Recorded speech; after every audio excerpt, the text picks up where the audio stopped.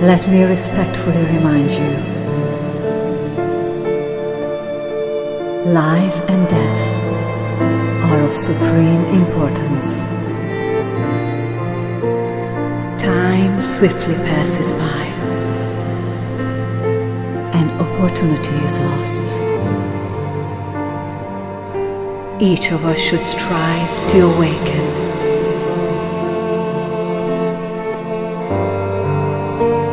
Awaken. Take heed. Do not squander your life.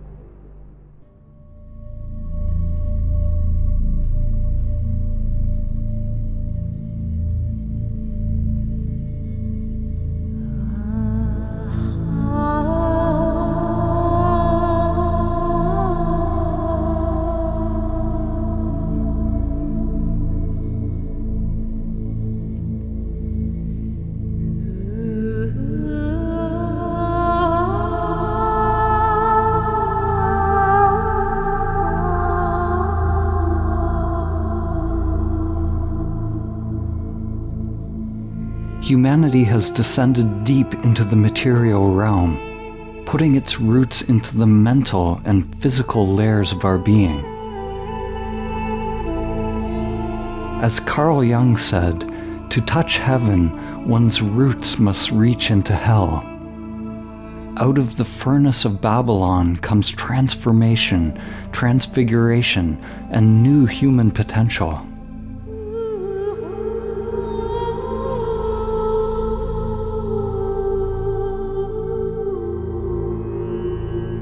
The Eastern traditions say that the lotus of awakening grows out of the mud of samsara, out of suffering.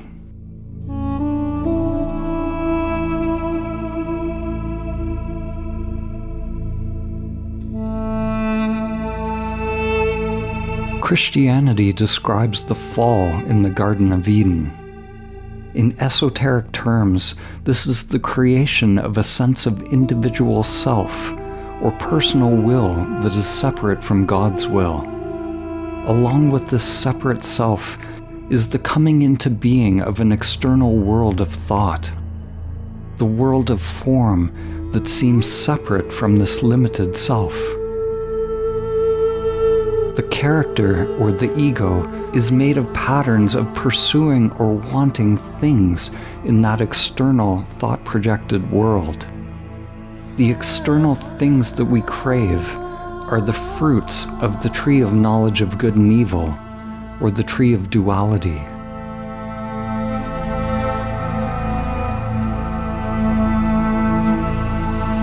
You could say that original sin is the desires of egoic or dualistic consciousness. This is Maya, the situation that humanity now finds itself in. Going after the external fruit means to miss the mark, to miss the now. Historically, there have been occasional rare awakenings, rare flowerings of human consciousness. The saints, the yogis, sages, and wisdom keepers. But humanity now has a unique opportunity to make this journey as a collective, en masse, to envision and co-create shared new realities as we rediscover the higher worlds and wake up from the collective dream of the limited self.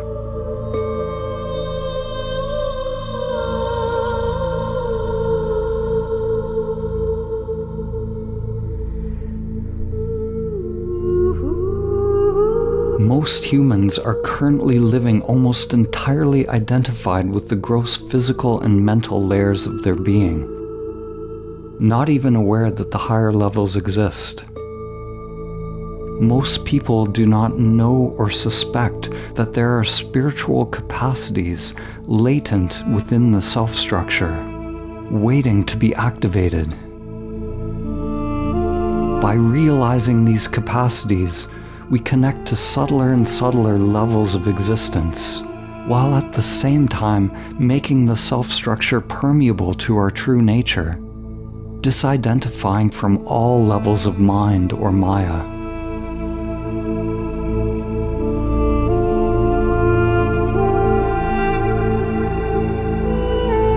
If we examine the spiritual traditions that have existed throughout history, we find that the great sages, mystics, and seers describe a continuum of existence.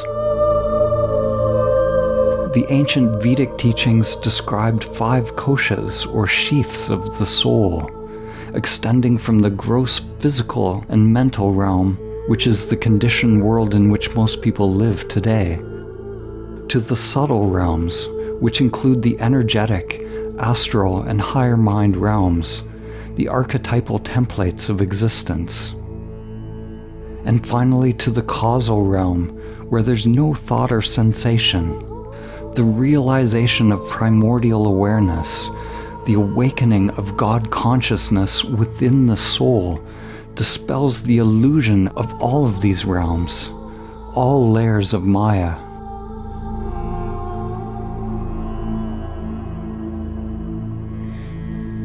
The ancient traditions contain numerous conceptual and language frameworks that point to this continuum from gross to subtle to causal.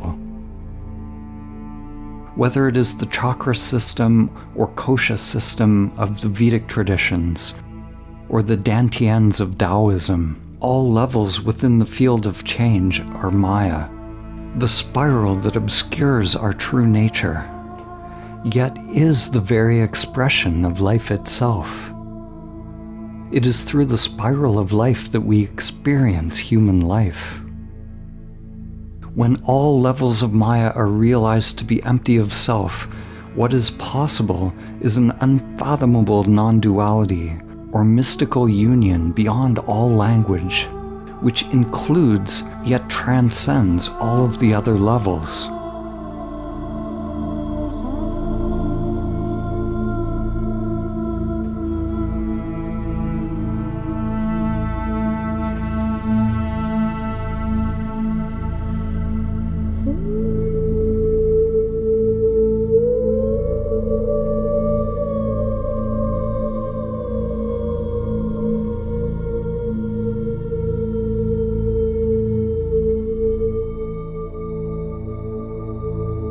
Henry David Thoreau famously said that most people lead lives of quiet desperation. They go to their graves with their song still inside of them. Their desperation comes from an endless searching outside of themselves, the pursuit of things, money, power, relationships, approval from others. The root of suffering lies in one's mental attachment to things, not in the things themselves. It doesn't matter what you have. What matters is your attachment to what you have. We form attachments at the sensory level through neuroplasticity. Wherever attention is placed, neurons fire and wire together, creating a program in the mind. A tendency towards pattern, which is what the mind itself is. When we have any unconscious tendency or life pattern, we are not actually addicted to the things themselves. We are not addicted to drugs, alcohol, sex, food, or media, but to the sensations that they produce within us. We become free by observing the somatic field directly, the field of changing phenomena at the root level of awareness. We remain equanimous without reacting or judging any sensation as good or bad. To become free, we learned how these attachments are formed by bringing consciousness to the subtle inner world. We start to observe mental and sensory phenomena as a field of change, rather than getting attached to the thoughts and sensations which bring about identification and the very creation of the world of form. This field of change is also called prana, or inner energy, the feeling of inner aliveness.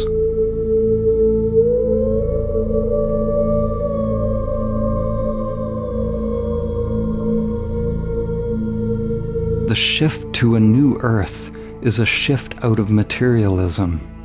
What we are witnessing is a release of the old paradigms and the pathological egoic agenda to endlessly acquire more.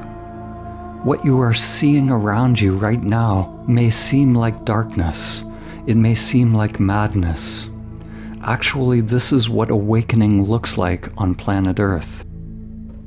You are witnessing the dismantling of the old patterns. Many people are disillusioned with the current political, social, economic, and religious systems. They no longer trust the egoic agendas of the media, industries, and so-called spiritual systems. They don't trust the medical establishment or the government. People are disillusioned. This dispelling of illusion is a necessary part of seeing the truth, a coming face to face with the spiritual sickness that is inherent in this time we are living in, and for coming out of egoic consciousness. By egoic consciousness, I mean the patterns of craving and aversion that operate unconsciously. The collective samskaras, or conditioned patterns, which create the conditions of Maya, the identification with our characters, or with social groups, or anything we define ourselves by, with the various personas and archetypes we are playing out in this lifetime. The self-structure is an interface with the world. We don't want to get rid of that interface or destroy it.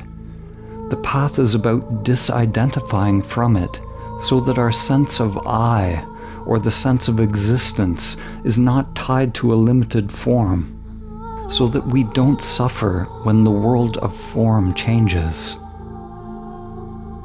The human path is a journey from pre-egoic existence, which is the merged oneness that we experienced when we were a baby with our mother, to the creation of a person.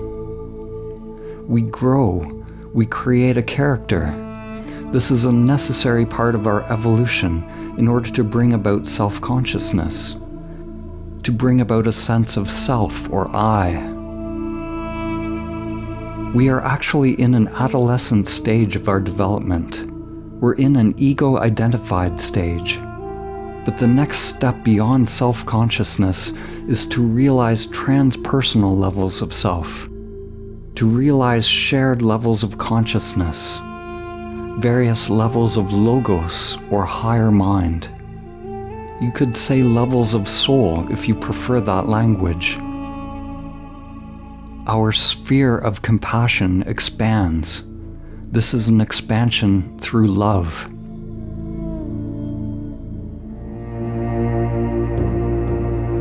From the perspective of the old pattern, the egoic consciousness, this dismantling is something fearful. There's going to be confusion and pain if you're clinging to the old patterns. Those awakening will actually be perceived as a threat. Awakening will be seen as a crisis because it is the dismantling of what is known. Right now we are like caterpillars in the cocoon as it undergoes metamorphosis. There's a point in the transformation where the caterpillar is neither a caterpillar nor a butterfly. At this point, to the one undergoing the metamorphosis, the old self, it may seem that all is lost, but it's merely part of the process.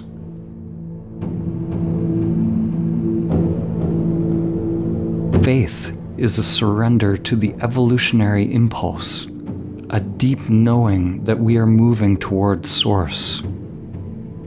The collective delusion, what the ancient spiritual teachers called Maya, is tied to our collective attachment to old patterns.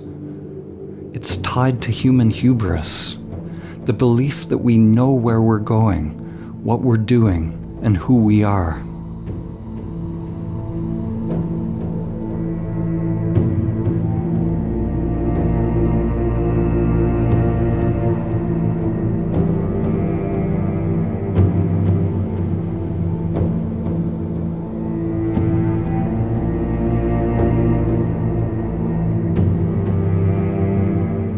The French painter Paul Gauguin is famous for a painting which he entitled, "Where do we come from? What are we? And where are we going?" These three questions require a humility. To find out what we are, to find out the truth, we first have to acknowledge that we don't have the truth. We don't have the answer if we want to find the answer.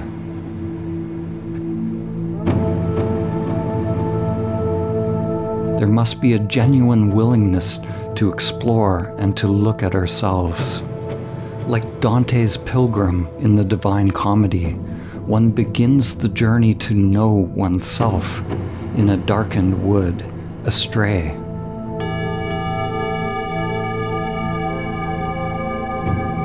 Recognizing that we are lost.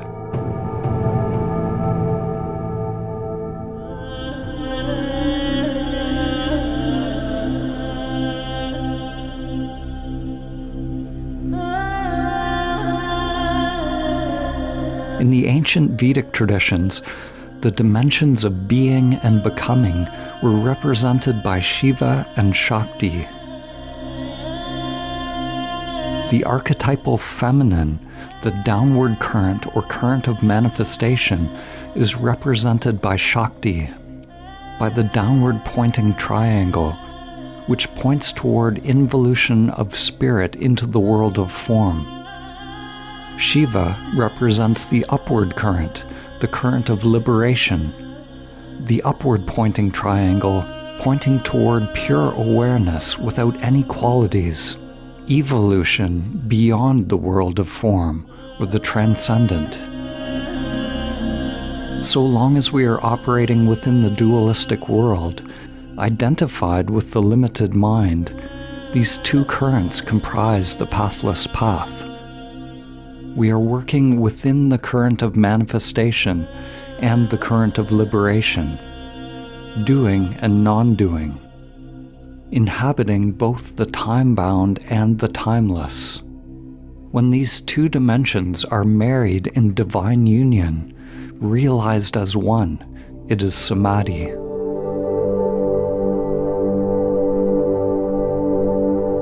When in union, they represent the balance and coexistence of these two dimensions, like the Star of David or the Anahata symbol, which is the ancient symbol representing the spiritual heart, the unstruck sound, the transcendent source of the primordial Om that is dancing the universe into being.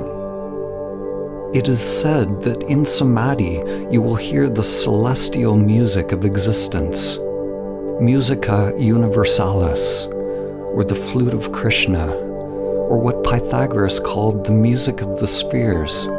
Of course, these are all metaphors for something that awakens within the depths of your being, something beyond the limited mind and senses.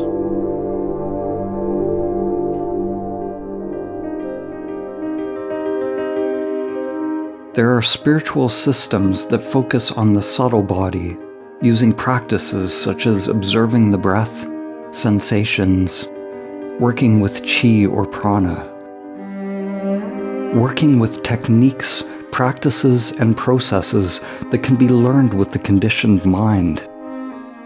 Everything that directly employs and engages the limited mind in order to realize samadhi is part of the via positiva. This is what we call the Shakti path. And there are spiritual systems which are about transcending the manifested world, which we call the Shiva path, or the via negativa. We come to realize that which we are beyond name and form, by letting go of all that we are not.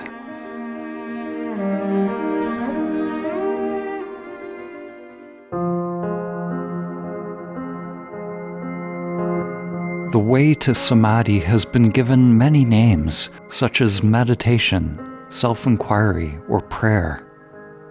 Most people who practice these things today are practicing some technique, but the ancient form of meditation that leads to samadhi is actually not an activity.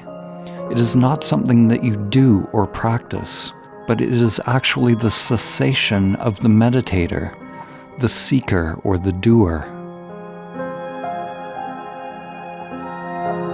True meditation is union with what is, and it only begins to happen when the ego fails in its attempt to meditate and realizes its own limitations.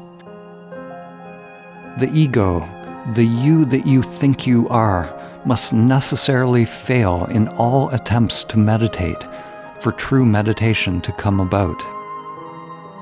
The closer we come to the truth, the closer we come to samadhi, the less doing there is, the less technique there is. The techniques are all part of the past. We drop the doing and the doer. We drop the seeking and the seeker to come to the unconditioned present.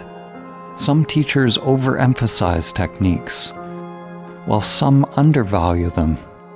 It's important to understand that the technique is a stepping stone. We don't want to abandon the technique, but we don't cling to it.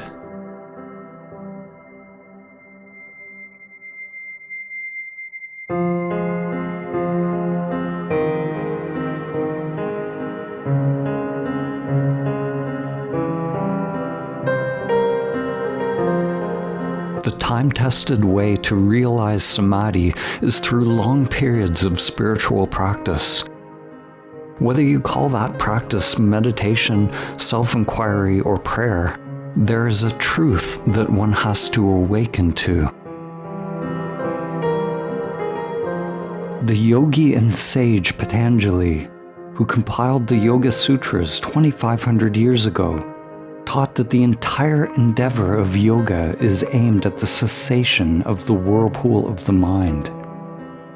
You could say it is the cessation of karma, the cessation of deep unconscious patterns that govern one's life. These conditioned patterns were called the vrittis in Sanskrit. Likewise, the Zen master Dogen said that meditation is the dropping off of mind and body. In Buddhism, it is nirvana or nirodha. It's the cessation of the fluctuations of the limited egoic mind, which bring about the identification with a limited sense of self. In Christianity, we find the same perennial teaching, but expressed through a very different metaphor, using the language that was common at that time in history. To realize Samadhi in Christian terms is to attain the kingdom of God through the forgiveness of sins by realizing Christ. The word sin in Hebrew means literally to miss the mark. It means to miss the present moment, to pursue happiness in the objects of the external world, rather than realizing the source of true fulfillment.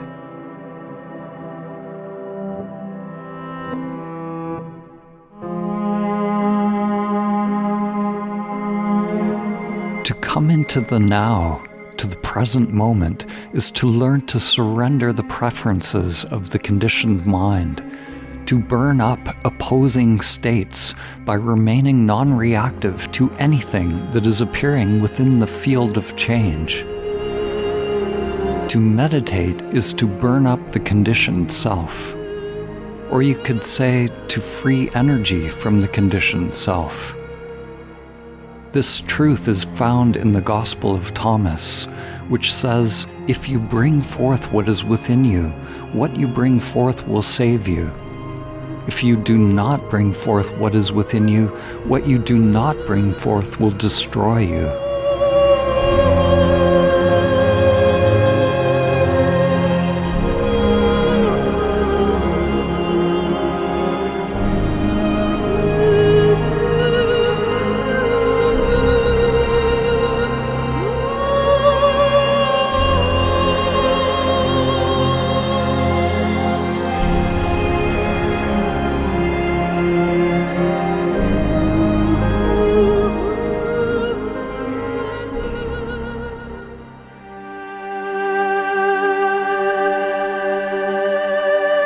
A mountain may be accessible by many paths.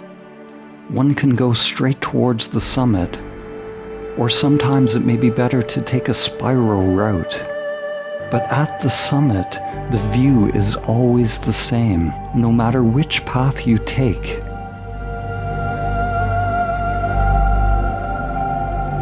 Humans have created thousands of meditation techniques throughout the millennia, not to mention countless yoga postures, asanas, specialized breathing or pranayama, and every conceivable variety of ritual or practice.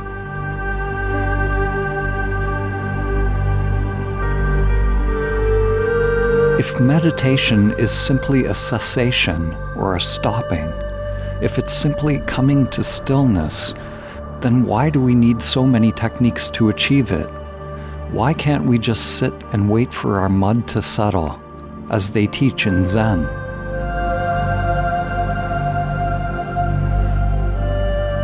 The truth is, we can just stop. We can surrender the activities of our character. However, as Einstein said, although reality is merely an illusion, it is a persistent one.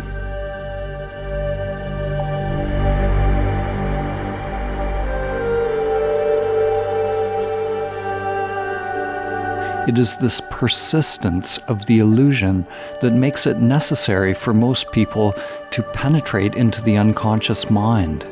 To stay awake, we have to purify the avatar of its samskaras, of its karma or its programming, so that the unconscious aspects of self are no longer driving the show. When I say purify, I don't mean that the avatar is somehow bad or negative. I simply mean that it is possible to disidentify a sense of self from it, and the disidentification process is what we call purification or cleaning. I'm cleaning myself of myself. Our sadhana is to unite all aspects of ourself so that we are not divided. We penetrate into the unconscious by creating conditions of no escape for the ego. Whether this is through long periods of meditation or self-inquiry, through intensive yoga, qigong, prayer or breath work, or fasting or chanting, or by taking entheogens which open us to the unconscious depths of the mind, we will naturally be drawn to different practices, techniques, and tools at different times on our path.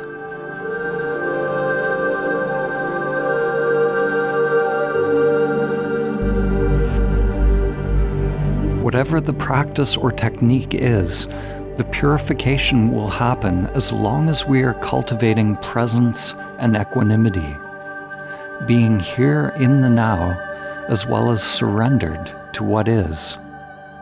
Then we continue to unbind the karmic knots that create identification with our avatar.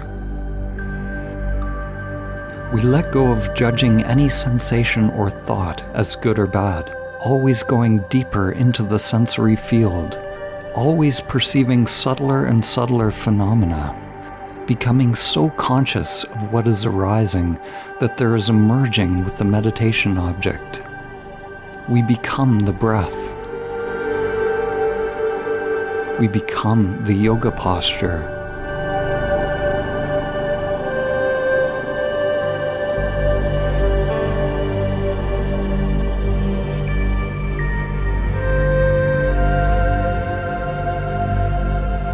We become the chant.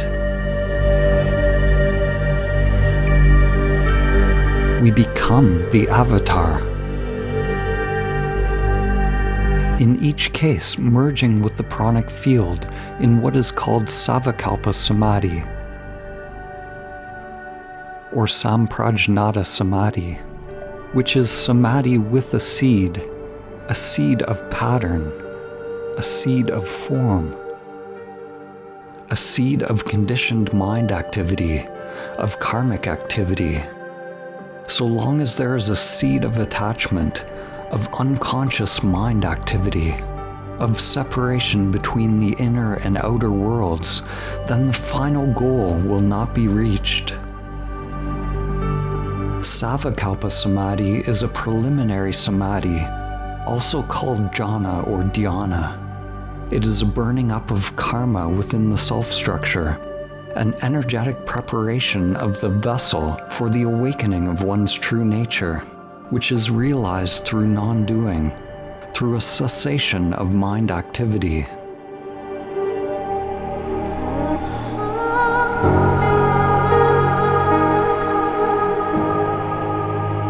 Your mind is like a pond, and your thoughts are like waves or ripples upon that pond.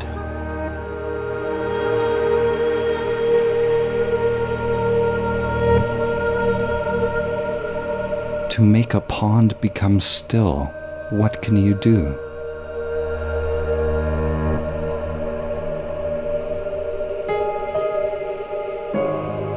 Anything you do will stir up more waves. You can't smooth it out or make it be still.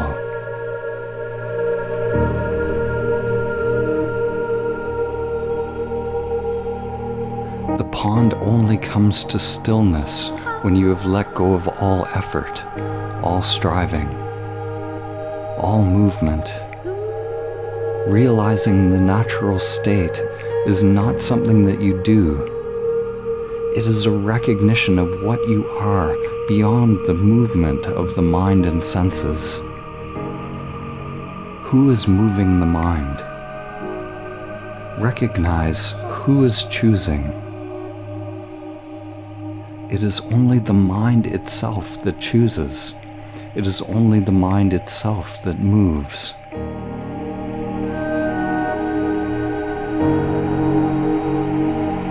It is only the mind itself that wants to try to still the mind.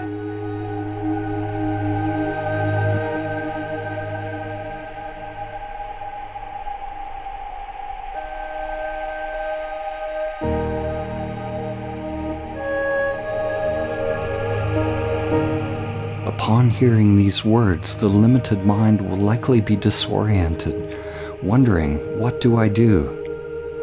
Just allow that disorientation.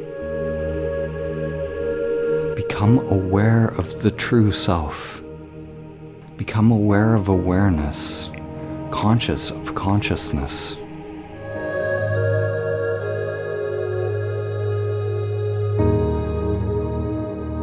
Stay with it until it alone becomes your reality. At the beginning, when you try to observe awareness, you will see only the false self, only the movements of the mind. When I say be aware of the true self, it is not a turning, it is not a movement. It is not like pointing a camera at a new object, but rather it is a giving up or a cessation of the interest or attachment to the movements of the mind.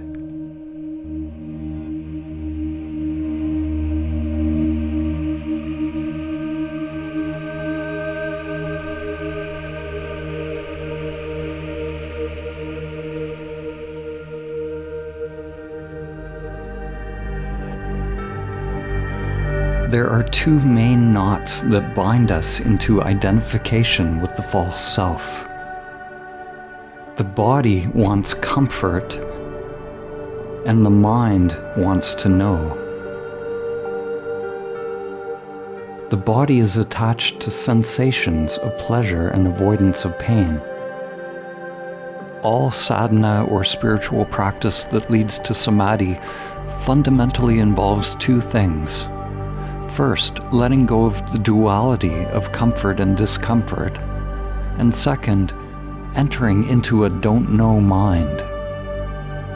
Deep inner surrender, energetic surrender, and being thoughtlessly present, choicelessly aware.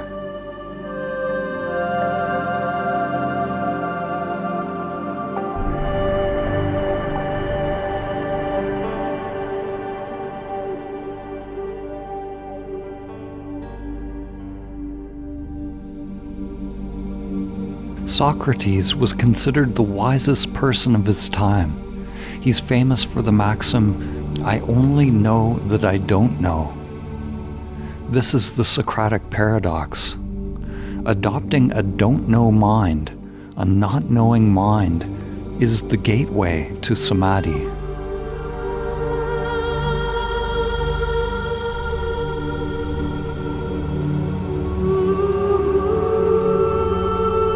Wait, be still without hope, without thought, because hope would be based on some idea and would be keeping energy flowing into the conditioned mind.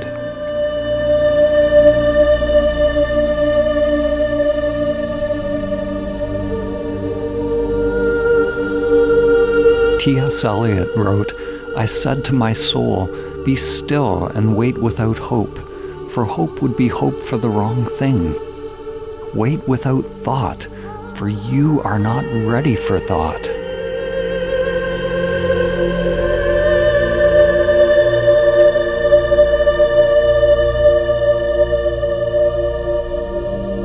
The moment you have a hope, a motive, or a thought is the moment that you are again caught in the conditioned mind. In the Divine Comedy, Dante wrote of an inscription at the entrance to hell. "Abandon all hope, ye who enter here."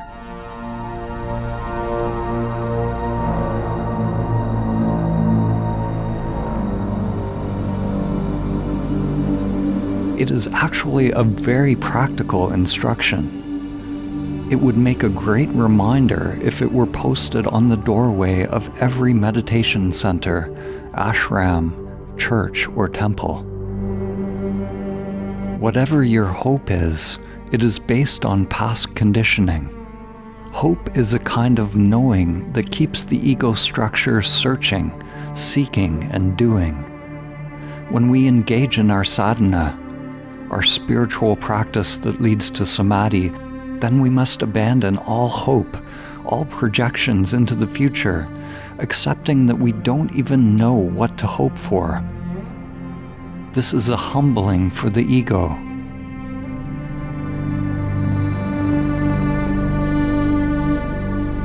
When we abandon hope, we also abandon fear.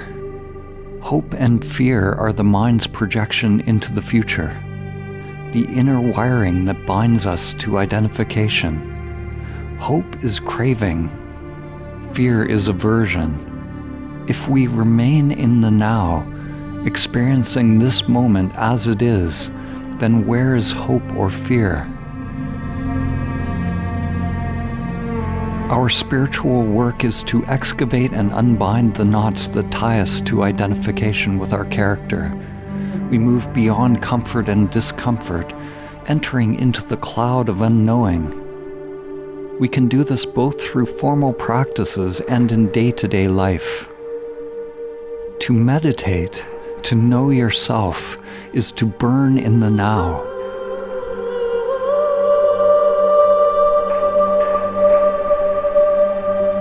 To burn up your patterns, your preferences.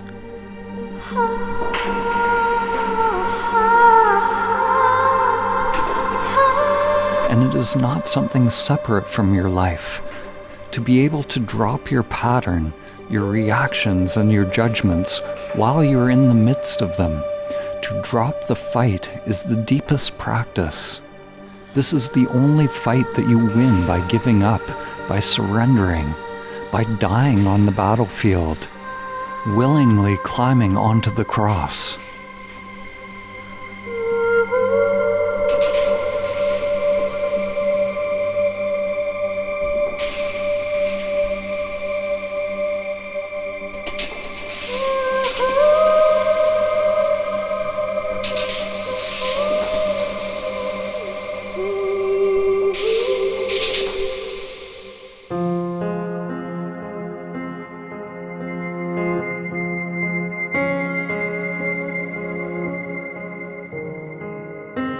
Some people are ready for the highest teachings on meditation and self-inquiry, the simple and clear truth. They will hear the Dharma and will understand immediately. These people are like wood that has been well seasoned, and they are ready to burn themselves up.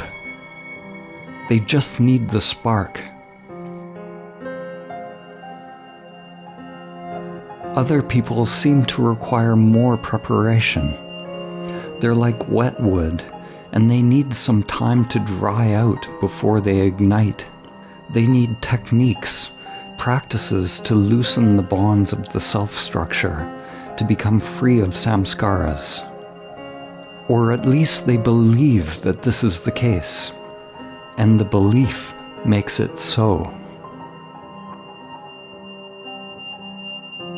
Practices and techniques are like stepping stones, like using a thorn to remove a thorn, or a pattern to remove a pattern. Spiritual practices such as reciting words, practicing a discipline, or anything learned is simply imitation. It's something repetitive and conditioned. Because all techniques are conditioned patterns within the mind, the practice itself will never lead beyond the mind, to Samadhi. You will remain in the pattern, in a robotic, repetitive state. One must hold on to the technique loosely, allowing inner energy to flow freely. When you become absorbed in inner energy, then the conditioned doing is dropped.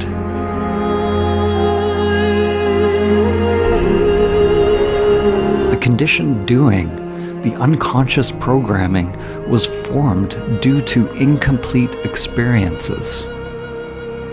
Whenever we have an incomplete experience, it creates an impression in the mind. It creates a little program in the unconscious. This programming or conditioning can come from traumas or simply experiences that we have turned away from because they were too painful.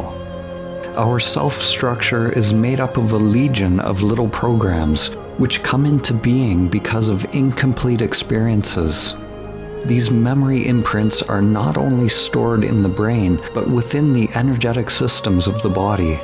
throughout the nervous system, the fascia, and many networks of nadis or meridians. These programs take energy to run. If energy is trapped in the unconscious, then it's like leaving apps open on your phone, draining your battery. Our sadhana is like learning to close the apps on our phone. To become free, we bring consciousness to the subtle sensations, to the field of changing phenomena or energy within us, without reacting to any thought or feeling that arises. By dropping the preferences of the ego structure, moving beyond comfort and discomfort. Everything in the external world is pointing us in the wrong direction. Society tells us to numb our pain, to seek comfort. The way in is the way out. The way out is the way in. We need to turn toward our pain. We become free of samskaras by having a complete experience, by feeling it without reacting, by burning in it. We have a complete experience of the feeling without the emotion. Emotions are reactions. They are feelings that are intertwined with thoughts. We drop the thinking component and stay with the raw feeling, the raw sensation. It has been said that the path to liberation is not about feeling better, but about getting better at feeling. The ultimate examples of this are Jesus on the cross, or the Buddha's meditation that led to his enlightenment. It is facing one's greatest pain, one's greatest fears, dropping the concepts, the knowing, and the judgments of good or bad. Awakening is merely the beginning step in an accelerated process of inner development, of growing the inner lotus, of becoming a living bridge, of purifying the human vessel to house divine consciousness.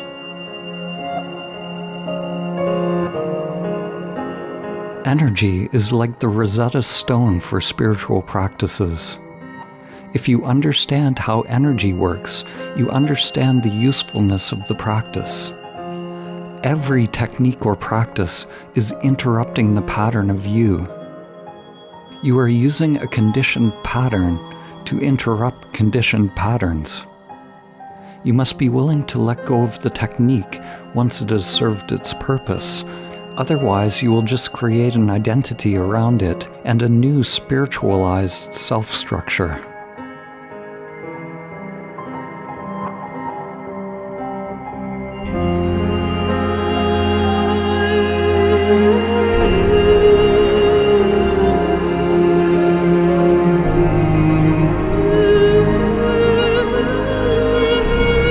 To reach the deeper stages of meditation, we must let go of everything we think we know about meditation. The ancient terms for meditation, jhana, dhyana, zen, or chan, refer to a sort of inner dissolving, a kind of meditative absorption, a transformation or inner purification of egoic conditioning. The ancient meaning of the word jhana is related to the Pali word japeti, which means to burn up. It is a burning up of defilements, of sin or samskaras. It's a burning up of identification with the false self, a burning up of delusion, a burning up of all preferences out of which the ego construct is made, and a release and coming forth of inner energy. One becomes equanimous with what is, surrendered to what is, attentive to what is.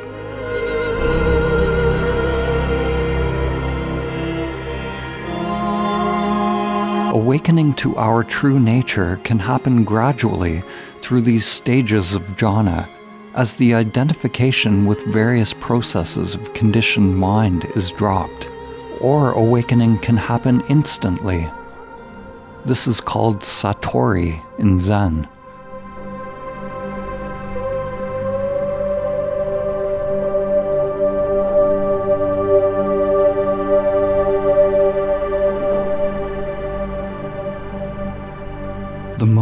pure teaching is transmitted in silence.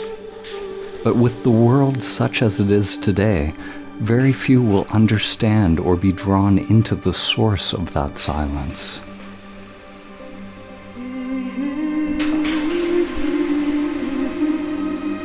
There's a famous teaching by Gautama Buddha called the Flower Sermon. The sermon is the origin of Buddhist meditation.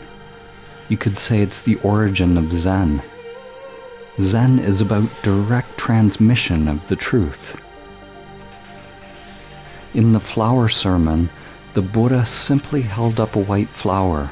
He was in unmediated presence with the flower, abiding in his true nature. That was the whole teaching.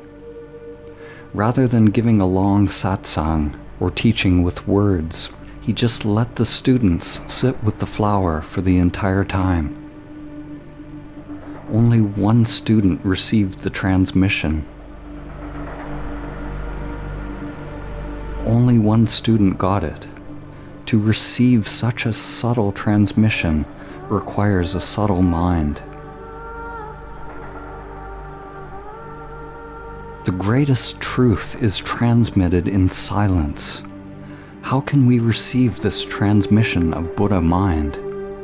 How can we receive what we already have, what we already are?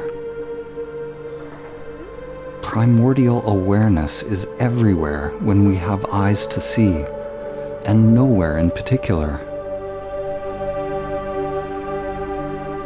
Upon awakening, the truth is so simple to see that you don't need the mind. The mind is searching and seeking. When that movement is given up, when that movement is burned up, the truth remains. You already are that which you're looking for, but you're identified with the false self.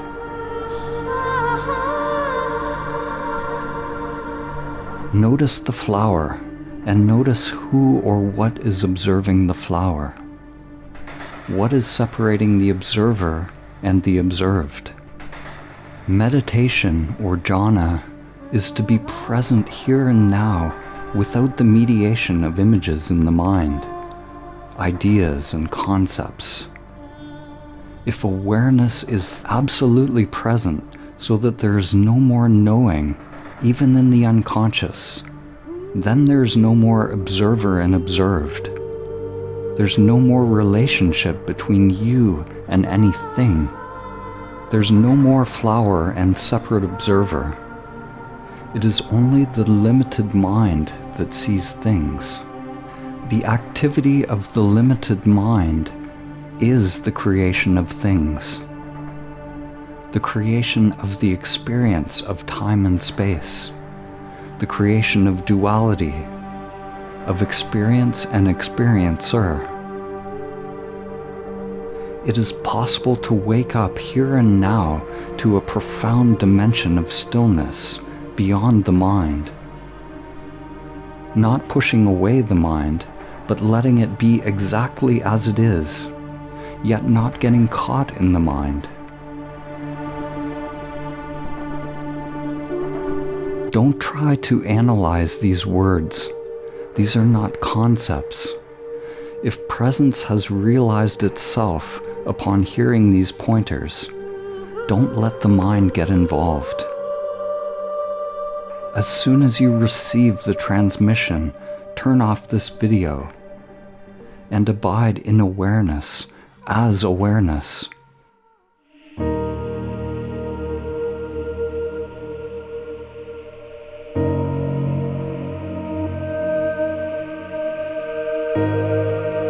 Silence is the greatest teaching, the purest teaching. The next best teaching is pointing directly at the unfathomable. This next teaching has had many names throughout history. It is pointing toward the transcendent self, or pure consciousness.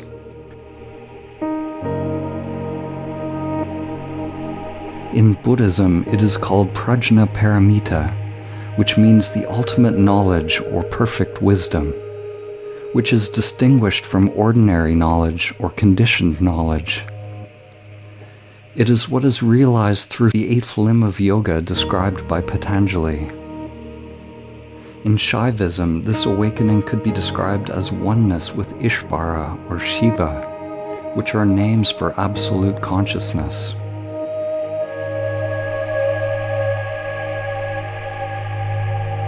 In Western mystical traditions, the terms henosis or apophaticism have been used to refer to union with the One. Plotinus said that the One transcends all beings, but is immanent within them.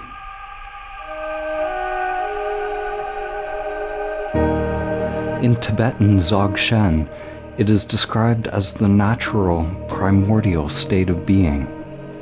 They use the word Rigpa to refer to the ground of existence.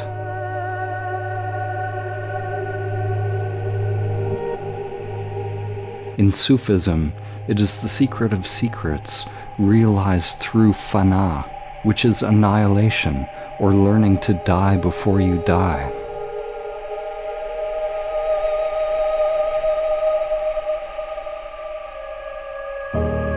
In Mahamudra, it is the great seal, or the great imprint, the realization of the natural state, primordial awareness, emptiness, absolute, clear and transparent, without root. Do not listen to these words with the mind, but recognize within the depths of consciousness that to which they point.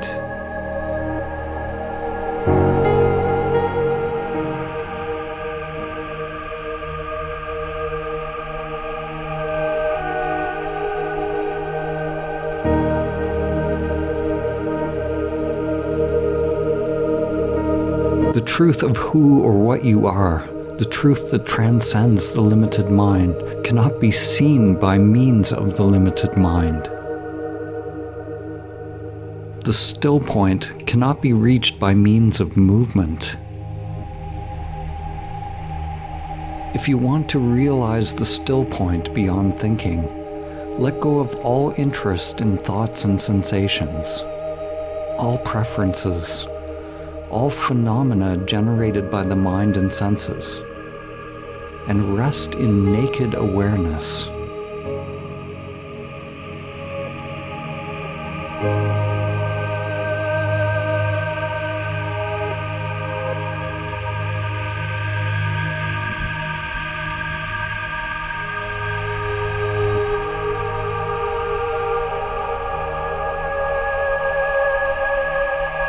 Thoughts and sensations are a field of constantly changing phenomena.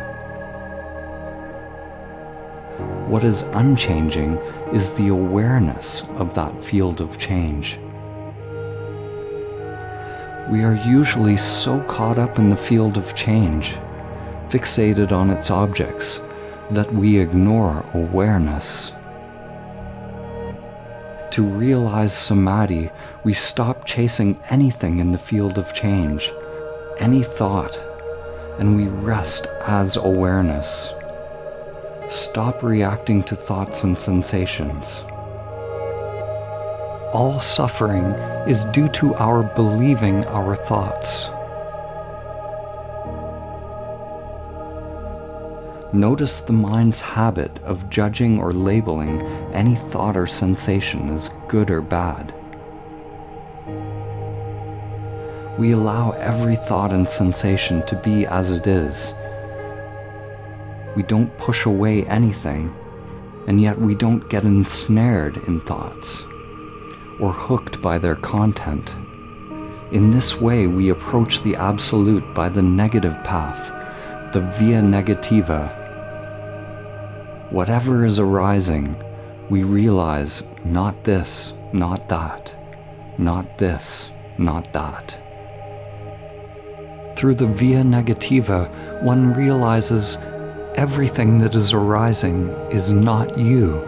You realize that you are nothing, the wisdom of no self. Through the via positiva, one realizes everything that is arising is you. This is love, an energetic connection or merging. Both truths exist simultaneously.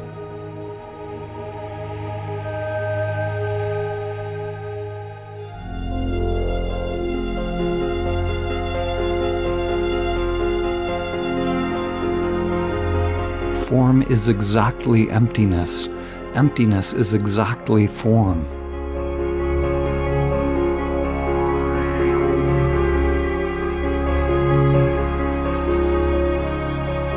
There's a saying in Zen, at the beginning of the path, mountains are mountains and rivers are rivers. After some realization, mountains are no longer mountains and rivers are no longer rivers. But when the final truth is revealed, mountains and rivers are. What has changed on this journey? The mountain and the river remain as they always have been. What has dropped away is your idea of the mountain and the river. What has dropped away is the whirlpool of the mind that mediates, that creates the illusion of separation between you and the world.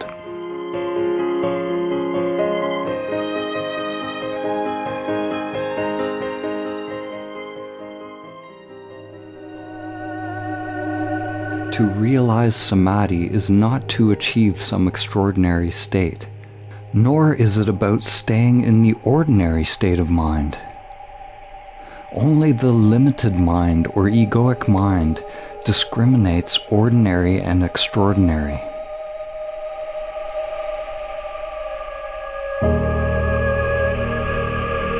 Turiya, the stateless state, sometimes called the fourth state, is non-dual reality. It is transcendent and immanent within. It is the ground of existence, the fountain of all truth. Your effort to achieve some state is a movement of the mind. To realize the ground of existence is not to transcend the physical and abide in the subtle realm or the causal realm. All of these dimensions of yourself exist simultaneously. Gross, subtle, and causal exist here and now. It is only the limited mind itself that creates the division.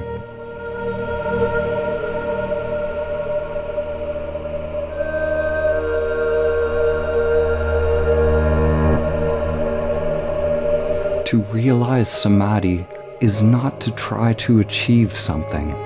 It is a giving up of all interest in thoughts while remaining fully alert, fully conscious, fully awake, without reacting, without doing, without moving the mind, without suppressing the mind.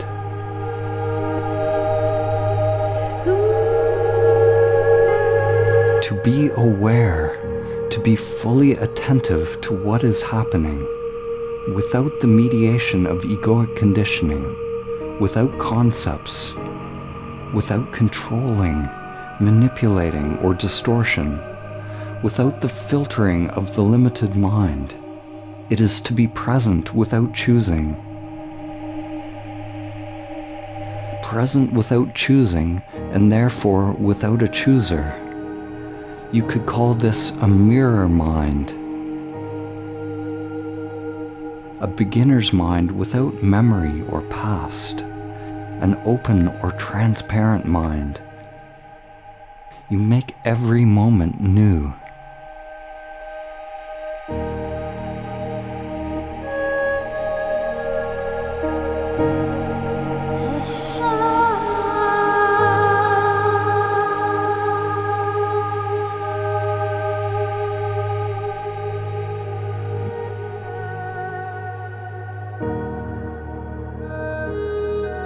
Every time that the mind moves unconsciously, even the tiniest movement, it is due to the filtering, through the conditioning of the limited self-structure.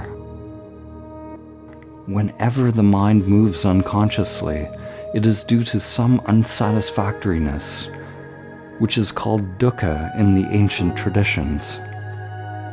How do I let go of dukkha? How do I let go of all unsatisfactoriness? Listen closely.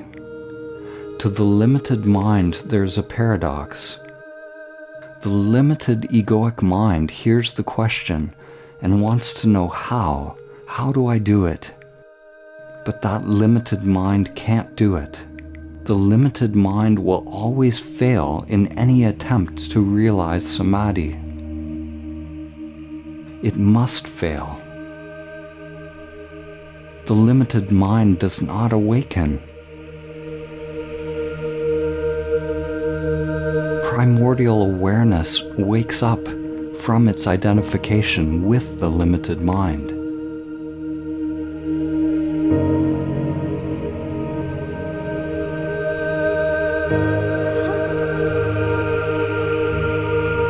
The limited mind will always fail in any attempt to realize stillness, because the mind is movement.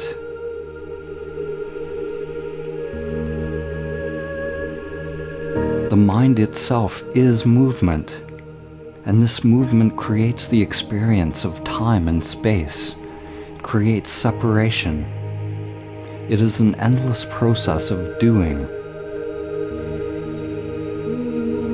On the pathless path, we awaken from identifying with the character that is doing to recognizing the dimension of being.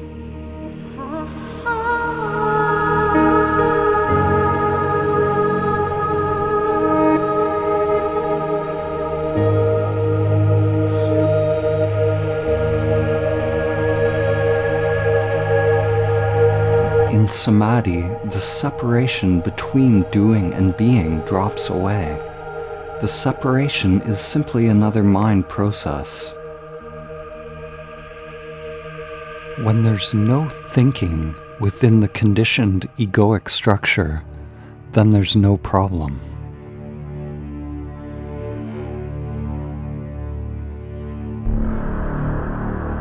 The you that you think you are is a process, a constant movement of egoic thought, a collection of patterns and preferences. That you has to die. The pathological pattern of you has to end for Samadhi to be realized. Let that sink in.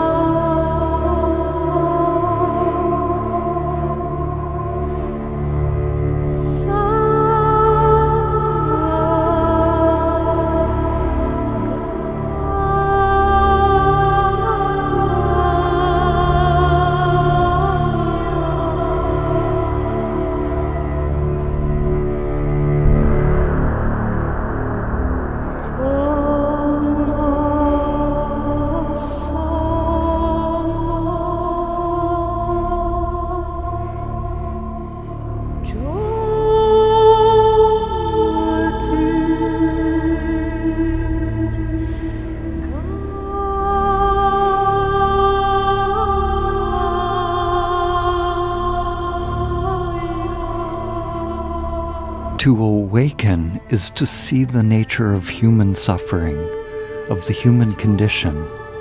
It is the recognition of who or what suffers.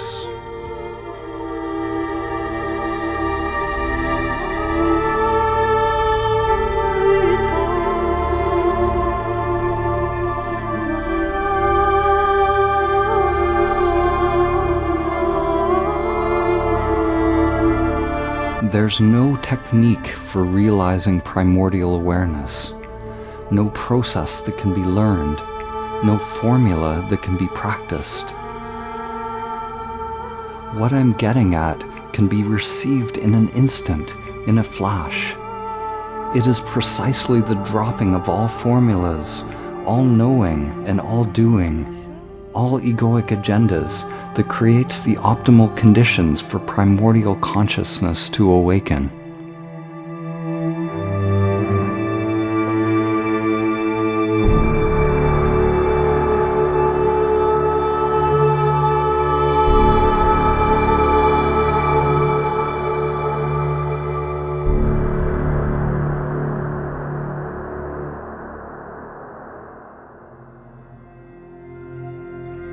If I try to tell you how to be aware, then you'll be paying attention to my words or doing something that I told you, rather than being aware of what's actually happening in the now. You have to become so conscious of what is, so intimate with existence, that there's no preference, no self or I in it. You inhabit or merge consciousness into what's happening. When egoic activity is dropped, you become that which is arising. Actually, that's not true. More correctly, it's the illusion of separation that falls away. The truth is, we were never actually separate.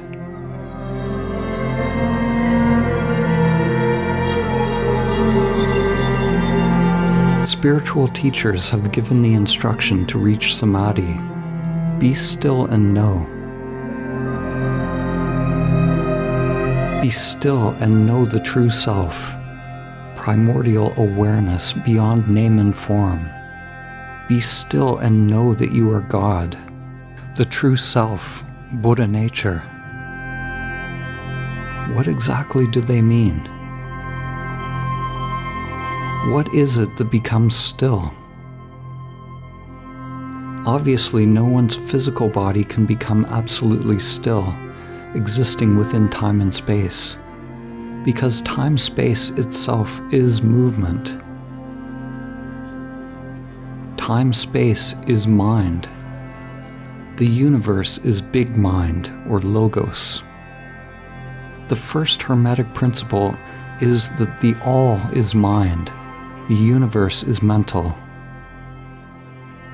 If the universe is mind and mind is movement, how can I be still and know?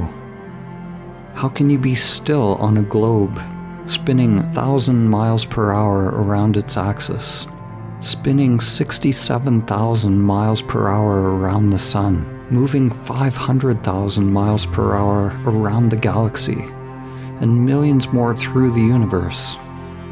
Your heart is beating, cells are moving inside, food digesting, the brain producing brain waves.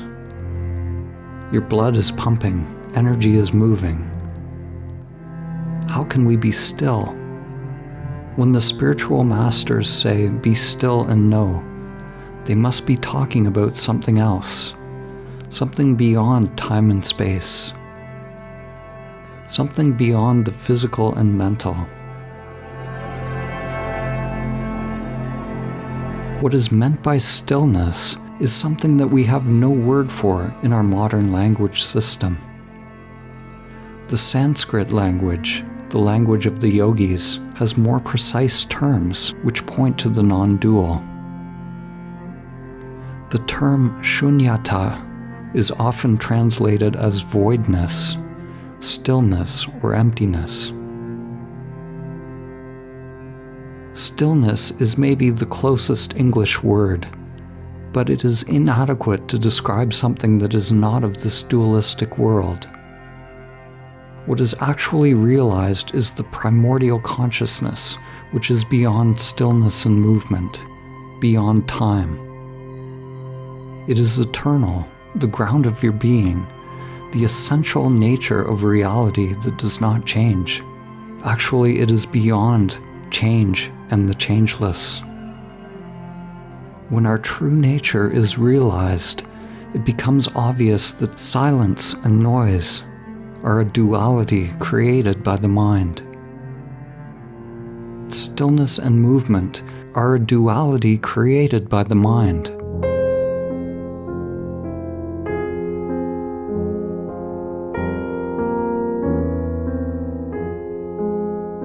Everything is already inherent within that primordial stillness. The movement of the world is identical to stillness. Be still and know. Be in motion and know. It is all emptiness dancing. This is not something philosophical, but an entirely different way of interfacing with the world. Actually, it's about dropping the interface, dropping the reducing valve, which is the self-structure, and experiencing your true nature unmediated by the limited mind. The so-called outer world is transcended by realizing stillness, which, when realized, includes that which it transcends.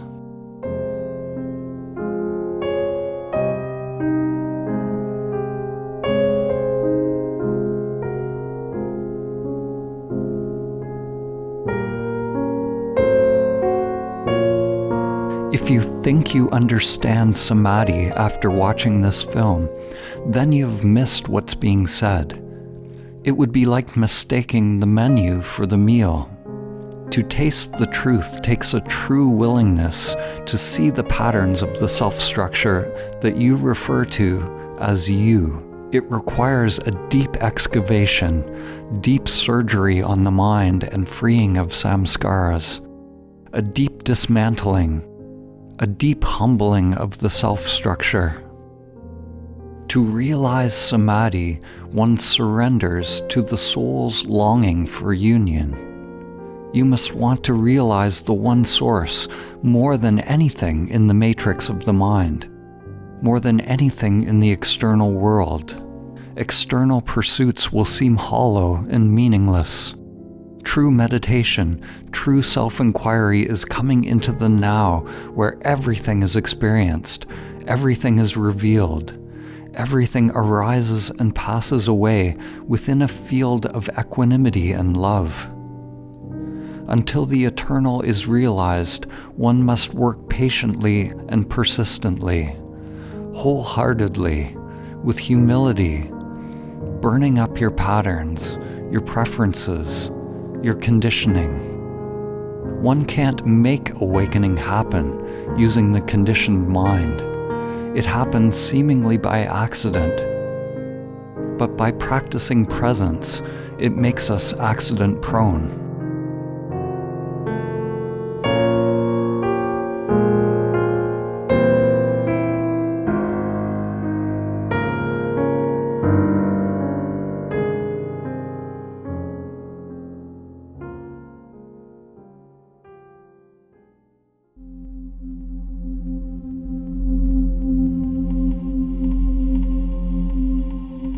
The final words of Socrates before he was executed were a warning to the world.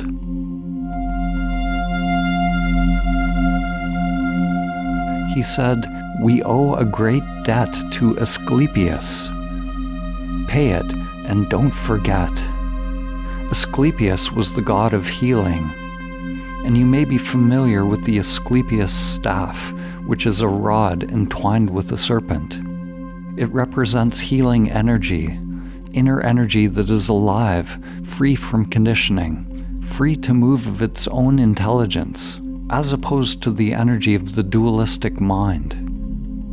In the early centuries BCE, the Asclepius symbol was emblazoned on some of the first money coins mass-produced in ancient Greece and Rome, and it has morphed into what we call the dollar sign today. It is an ancient reminder hidden in plain view, a reminder that an exchange of money is an exchange of energy. Christ consciousness or Buddha nature is supported by the feminine principle, by Great Mother, by the Nagas, the serpent wisdom. This wisdom teaches us to purify the inner temple, to purify ourselves of ego. The feminine principle has had countless names throughout history.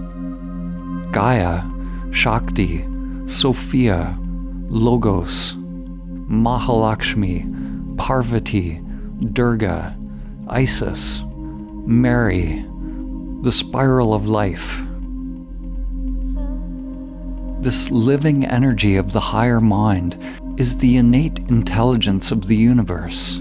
This nature wisdom has been systematically suppressed, demonized, exploited, and controlled throughout the last millennia. In order to free energy from the unconscious definitions that we hold, we must unbind the knots that create identification with the ego structure. Letting go of grasping at comfort, letting go of knowing. Right now, at this time in history, at this time within yourself, the debt that Socrates is speaking of is coming due, both individually and collectively. There is only one currency with which you can pay this debt. You must pay with yourself.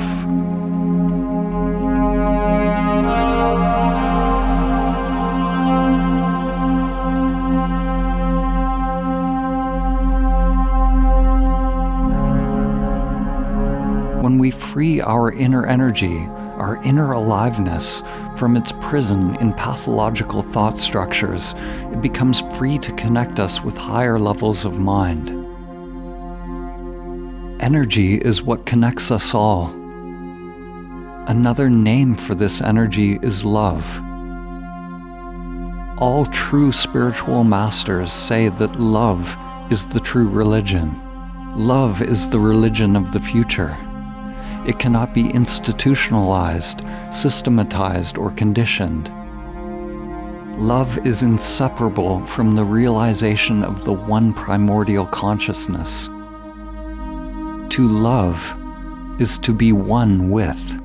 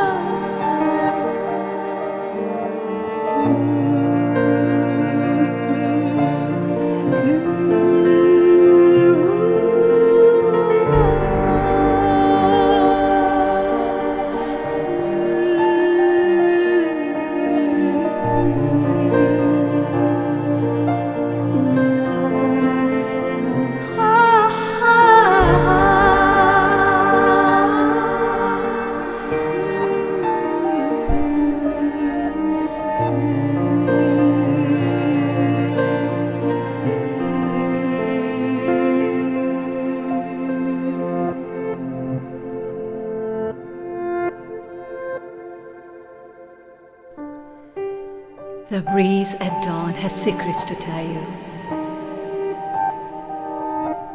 Don't go back to sleep. You must ask for what you really want. Don't go back to sleep. People are going back and forth across the door sill where the two worlds touch. The door is round and open. Don't go back to sleep.